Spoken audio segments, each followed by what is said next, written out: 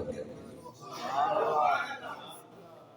ایک موقع آ گیا، محبوب علیہ السلام نے فرمایا اللہ کے راستے میں مال خرچ کرو۔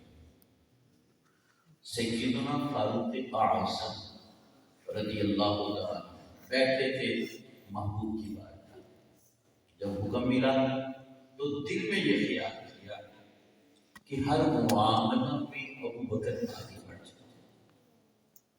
عمر کہنے لگے اتفاق کی بات کی کہ میرے گھر میں مال زیادہ تھا اور میں نے یہ ارادہ کر لیا کہ آج اتنا مال محبوب کی بارگاہ میں پیش کر دوں گا کہ ابو بکر بھی پیچھے رہ جائے۔ ابو بکر سے آگے بڑھنے کی جستجو، آرزو اور خواہش، اتنا مانوں گا کہ ابو بکر بھی پیچھے رہ جائیں گے۔ اور یہ بجا طور پر ٹھیک ہے۔ آج ہمارا مقابلہ ہوتا ہے دنیاوی اعتبار سے، کہ اس کے پاس ایک مکان ہے تو میرے پاس دو ہونے چاہیے، اس کی ایک فیکٹری ہے تو میرے پاس دو ہونی چاہیے، ایک پلاٹ کی جگہ دو ہو جائیں، گاڑی ایک ہے دو ہو جائے۔ مال و زر میں ہمارا مقابلہ ہوتا ہے نا دنیاوی معاملات میں۔ صحابہ کا بھی مقابلہ ہوتا تھا، لیکن وہ مال و زر میں مقابلہ نہیں ہوتا تھا، نیکی کے کاموں میں مقابلہ ہوتا تھا۔ سبحان اللہ۔ عمر کہتے ہیں ابو بکر ہر معاملہ میں آگے بڑھ جاتے ہیں۔ اتفاق یہ کہ میرے گھر میں ساز و سامان بھی زیادہ ہے، ارادہ کر لیا کہ آج اتنا مال دوں گا ابو بکر بھی پیچھے رہ جائیں۔ کہا نہیں تھا ابو بکر سے کہ پھر آپ کے ساتھ مقابلہ، دل میں سوچا۔ صحابہ گھروں کو چلے گئے، جو استطاعت جو ہمت تھی مال پیش کیا۔ عمر بھی گھر چلے گئے، دیکھا، نظر ڈالی، گھر کا ساز و سامان بہت زیادہ۔ عمر خوش ہو گئے، اب سامان کی تقسیم شروع ہو گئی، گھر کے لیے کتنا رکھنا ہے اور رسول اللہ کی بارگاہ میں کتنا لے کر جانا ہے۔ دل میں کیا ہے؟ ابو بکر سے آگے بڑھنا ہے۔ فاستبقوا الخیرات، قرآن کہتا ہے نیکی کے کاموں میں سبقت نہیں، یہ سبقت تھی نیکی کے کاموں میں۔ عمر نے کہا ابو بکر کو پیچھے چھوڑنا ہے۔ تقسیم شروع ہو گئی، گھر کے لیے کتنا چھوڑنا ہے اور رسول اللہ کی بارگاہ میں کتنا لے کر جانا ہے۔ یہ مال گھر کے لیے، یہ رسول اللہ کی بارگاہ کے لیے، یہ گھر کے لیے، یہ رسول اللہ کی بارگاہ کے لیے۔ آدھا مال گھر کا، آدھا کہنا آسان، عمل مشکل۔ نصف مال گھر، عمر نے آدھا مال گھر چھوڑا اور آدھا مال اکٹھا کیا اور اٹھایا محبوب علیہ السلام کی بارگاہ میں پہنچے۔ صحیح بخاری کی حدیث ہے، محبوب علیہ السلام نے یوں نظریں اٹھا کر کے دیکھا، عمر اتنا سامان لے کر آئے۔ سوال کیا پہلے یہ نہیں پوچھا کتنا لے کر آئے ہو، میرے مصطفیٰ کو گھر والوں کی فکر کتنی تھی۔ فرمایا عمر یہ بتا، ما ابقیت من اہلک، اپنے گھر والوں کے لیے کتنا چھوڑ کے آیا، یہ بتا گھر والوں کے لیے کتنا چھوڑ کے آیا۔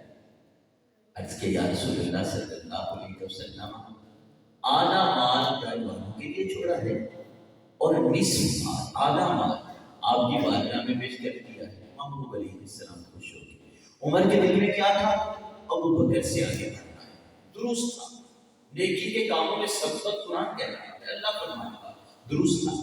ادھر ابو بکر بھی گھر چلے گئے۔ یہ عشق و محبت کا عظیم شاہراہ تاجدار سنت عمر کے ذہن میں تھا ابو بکر سے آگے بڑھنا ہے۔ ابو بکر کے ذہن میں یہ نہیں تھا میں نے عمر سے آگے بڑھنا ہے۔ ابو بکر کے ذہن میں یہ تھا میرے مصطفیٰ نے فرمایا ہے یہ مال مصطفیٰ کی بارگاہ میں بھیج دینا، میرے محبوب کا حکم ہے۔ ابو بکر صدیق رضی اللہ تعالیٰ عنہ نے گھر کے سامان کی طرف نظریں دوڑائیں، کتنا سامان ہے، وہاں تقسیم تھی اور یہاں تقسیم نہیں ہے۔ ابو بکر صدیق نے گھر کا مال اکٹھا کرنا شروع کر دیا، جمع کرنا شروع کر دیا۔ آج بھی بڑے سے بڑا سخی ہونا، گھر والوں کی اجازت کے بغیر کام نہیں کرنا۔ اچھا میں گھر میں مشورہ کر کے بتاؤں گا، گھر والوں سے بھی پوچھنا پڑتا ہے۔ ابو بکر کی شان میں کائنات قربان ہو جائے. گھر کا سارا سامان اکٹھا کیا. کوئی گھر والوں نے موت تاریخ نہ تھا، پتا تھا ابو بکر کو رسول اللہ صلی اللہ علیہ وسلم کے حکم کے آگے کوئی کیسے بولے. ابو بکر صدیق نے سامان اکٹھا کیا. گھر والوں کے لیے کیا چھوڑا؟ عمر نے تو آدھا چھوڑا تھا، ابو بکر نے گھر کا سارا سامان ہی اکٹھا کر دیا. گھر کا سارا سامان اکٹھا کر دیا. جانے لگے تو نظریں اٹھا کر کے دیکھا کہ گھر میں کوئی چیز باقی تو نہیں رہی. ایک روایت کے دیوار پر ہاتھ مار کے دیکھتے تھے کوئی سوئی تو میرے گھر میں باقی نہیں بچ گئی. ابو بکر صدیق نے سارا سامان اکٹھا کیا. چلنے لگے، تن پہ نظر پڑ گئی. یہ جو لباس پہنا ہے ابو بکر، یہ بھی کسی مجاہد کے کام آ جائے گا. ابو بکر اندر چلے گئے، ایک ٹاٹ لیا، بوریا لیا، وہ کپڑے تن کے اتار دیے، وہ بوریا جسم پہ لپیٹ لیتے ہیں. وہ مکے کا عظیم تاجر ہے، تن کا لباس اتار کر کے، ٹاٹ پہن کر کے، بوریا پہن کر کے، پھر خیال آتا ہے بٹنوں کی تو ضرورت ہے، اپنی قمیص کے بٹن اتار لیتا ہوں یا بٹن لگا لیتا ہوں. پھر سوچا ابو بکر یہ بٹن بھی کسی کے کام آ جائیں گے. وہ ٹاٹ لپیٹ کر کے باہر چلے جاتے ہیں. ایک طرف دیکھا، کانٹے اتارے، وہ بٹنوں کی جگہ ابو بکر نے کانٹے لگا دیے. ٹاٹ پہنا، بٹن کی جگہ کانٹے لگے ہوئے ہیں. آج ہماری حیثیت کیا ہے؟ ہم اپنے اسٹیٹس کا خیال رکھتے ہیں، اور وہ مکے کا تاجر ابو بکر، کائنات جسے جانتی ہے وہ کتنا عظیم شخص ہے، آج اس کی حالت یہ ہو گئی. ٹاٹ پہنا ہے، کانٹے لگے ہیں. ابو بکر پھر چلنے لگے. پھر نظر پڑتی ہے ابو بکر یہ جو تم نے جوتا پہنا ہے یہ بھی کسی کے کام آ جائے گا. ابو بکر صدیق رضی اللہ تعالیٰ نے پاؤں کا جوتا بھی اتار دیا، وہ بھی سامان میں رکھ دیا. یہ مکے کا عظیم تاجر جا رہا ہے، پاؤں میں جوتا نہیں ہے، ٹاٹ پہنا ہوا ہے، کانٹے لگے ہوئے ہیں. ابو بکر دنیا والے دیکھ کر کے کیا کہیں گے؟ وہ کتنی پیاری بات کہی تھی، دنیا والوں کی پرواہ نہ کرنا.